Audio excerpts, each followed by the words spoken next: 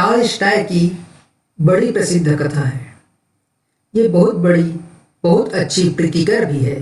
रूस के महापुरोहित को पता चला कि एक झील के पार पहाड़ों के पीछे छिपे 3 संतों का आविर्भाव हुआ है और लोग भागे जा रहे हैं। गरीब ग्रामीणों में बड़ी प्रतिष्ठा है। भोले भाले लोग भगवान की तरह पूजा कर रहे हैं उन संतों की। यह महापुरोहित को बर्दाश्त न हुआ। पुरोहित को संत कभी बर्दाश्त नहीं होते, क्योंकि संत की मौजूदगी पुरोहित का धंधा टूटता है। संत सभी तरह की औपचारिकता के विरोध में हैं। संत यानी एक बगावत, एक विद्रोह।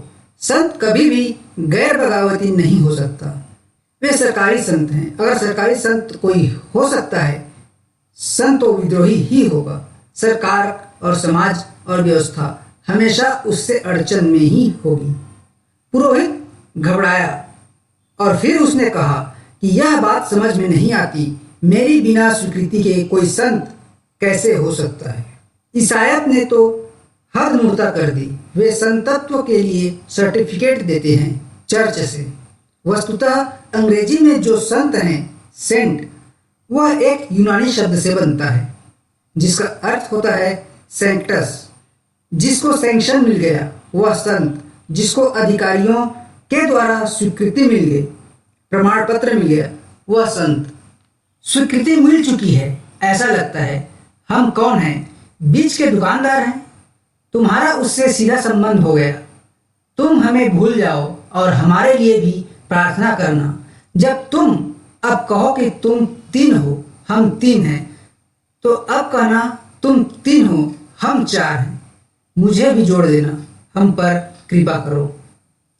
पुरोहित नाराज हुआ कि मेरी बिना आज्ञा के, क्योंकि फरमान निकाले जाते हैं ईसायत में।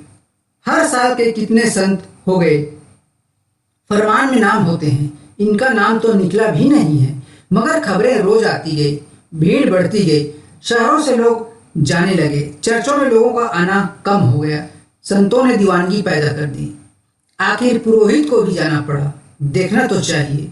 वह गया। अपनी मोटर बोट पर बैठकर, सीधे साधे लोग थे, उसको देखकर खड़े हो गए। उसका चोगा, उसके चमकते हुए सोने के सितारे, छाती पर लगे हुए सम्राटों के द्वारा दी गई स्वीकृतियां, सम्मान, उसका ढंग प्रभावशाली था। जिनके भीतर कुछ नहीं होता वे प्रभावशाली ढंग पैदा कर लेते हैं। जिनके भीतर आत्मा राख की तरह होती है, ज्योति की तरह नहीं, वे पद्म भूषण, भारत भूषण, भारत रत्न और न मालूम क्या क्या पदवियां इकट्ठी कर लेते हैं। देखकर तीनों संत खड़े हो गए। तीनों ने झुककर उसे प्रणाम किया। संत तो सदा ही झुकने को तैयार है। उसने झुकने की मौज, झुकने का मजा, झुकने की मस्ती जान ली। वह झुकने का राज पकड़ गया है। पुरोहित पहले तो मन में डरा था कि पता नहीं ये बगावती संत झुके न झुके, राजी हो न राजी हो, लेकिन ये तो सीधे साधे गांव के किसान थे। इन पर कब्जा करना तो कठिन ही न था। उसने जोर से कड़क आवाज में कहा कि तुमने यह क्या उपद्रव मचा रखा है? यह इतनी भीड़ भाड़ यहाँ क्यों आ रही है? उन तीनों ने कहा कि हमने कुछ भी नहीं किया, हमने किसी को बुलाया भी नहीं। सच तो यह है कि लोगों के आने से हमारी प्रार्थना में बड़ी बाधा पड़ रही है। आपकी बड़ी कृपा होगी, आप लोगों को रोक दें। हम बड़े मजे में थे वर्षों तक, कोई जानता न था। यह झील थी, यह पहाड़ था, हम थे, बड़ा मजा था। अब यह भीड़ भड़के से हम बड़े परेशान हो रहे हैं।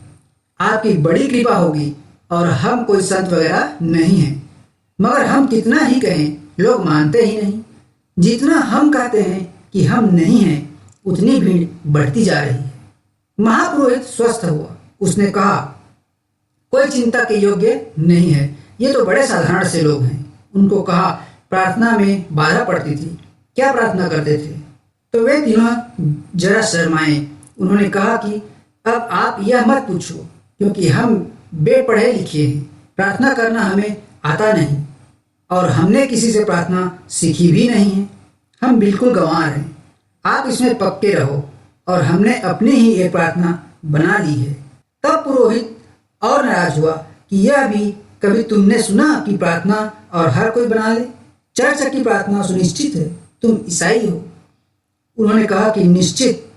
तो तुमने कैसे प्रार्थना बनाई है बिना आज्ञा के? तुम अपनी प्रार्थना का रूप बताओ। वे बड़े शर्माने लगे। निश्चित ही प्रार्थना कोई किसी को बता सकता है? प्रार्थना तो हार्दिक है, निजी है, एकांत की है। प्रार्थना किसी को बताना तो ऐसे ही होगा जैसे कि बीच बाजार में खड़े होकर किसी को प्रेम करने लगना।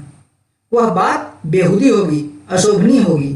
प्रेम तो एकांत चाहता है, प्रार्थना तो और भी एकांत चाहती है। कानों कान किसी को खबर न होनी चाहिए। तो वे कहने लगे, अब आप यह मत पूछें। आप पूछते हैं तो बताना पड़ेगा, लेकिन हम कुछ जानते नहीं। ऐसे ही हमने एक घरेलू ढंग की प्रार्थना बना ली है और आप हंसेंगे और हमारी बड़ी मजाक होगी। परमात्मा तो झेल लेता है क्योंकि जानता है हम नासमझ, अज्ञानी, अपराधी, मगर यह संसार के लोग बहुत हंसेंगे। पुरोहित तो और अकड़ गया। उसने कहा, बतानी ही पड़ेगी, क्योंकि अगर गलत है तो मैं सुधार कर दूंगा।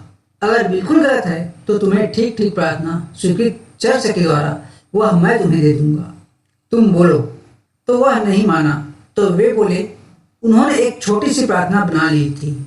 ईसाईयत मानती है कि परमात्मा के 3 रूप हैं, जैसा कि हिंदू मानते हैं कि त्रिमूर्ति, ऐसा ही ईसाई मानते हैं ट्रिनिटी। तो उन तीनों ने कहा, हमने एक छोटी सी प्रार्थना बना ली है कि तुम भी 3 हो, हम भी 3 हैं, हम पर कृपा करो। अब यह भी कोई प्रार्थना हुई? यह तो मजाक हो गई।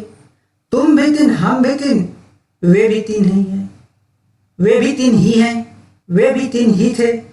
अब और ज्यादा क्या कहना? तुम भी 3 हो और हम भी 3 हैं, बात बन गई। अब तुम हम पर कृपा करो। और तो कुछ कहने को ज्यादा इससे है भी नहीं।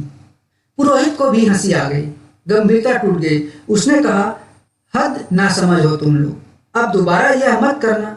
यह कोई प्रार्थना हुई?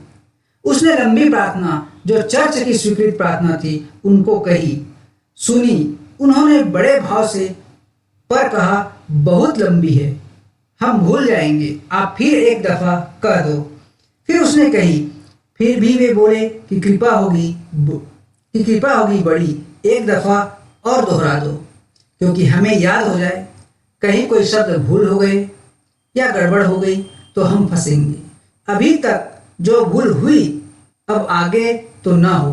तो 3 बार पुरोहित ने कहा। उसने कहा, यह तो बिल्कुल महामूढ़ है, प्रार्थना को भी 3 दफे कहना पड़ रहा है।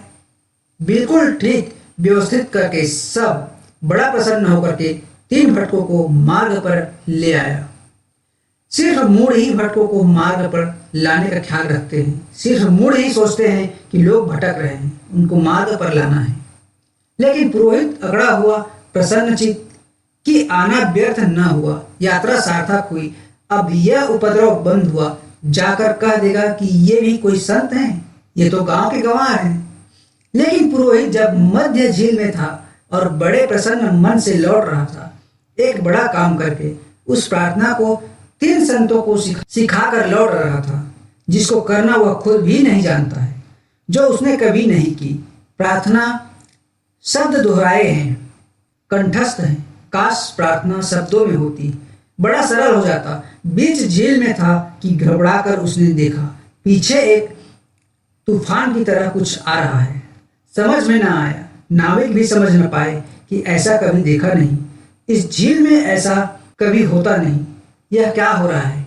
जब थोड़ा तूफान पास आता मालूम पड़ा, तब उसे दिखाई पड़ा कि वे तीनों संत गंवार झील पर भागते हुए चले आ रहे हैं। डूबते नहीं है पानी में, पानी पर ऐसे चल रहे हैं जैसे रास्ता हो। तीनों आकर पास खड़े हुए, हाथ जोड़कर कहा कि रुकिए, हम भूल गए वह प्रार्थना, आप कृपा करके एक बार और बता दें। तब उस पुरोहित की भी आंख खुल गई। अंधों की भी कभी खुल जाती है।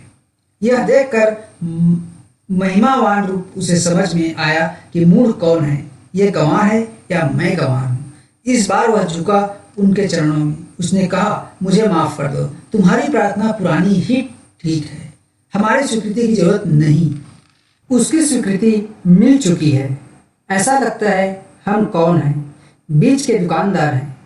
तुम्हारा उससे सीधा संबंध हो गया। तुम हमें भूल जाओ और हमारे लिए भी प्रार्थना करना। जब तुम अब कहो कि तुम 3 हो हम 3 हैं, तो अब कहना तुम 3 हो हम 4 हैं। मुझे भी जोड़ लेना, हम पर कृपा करो।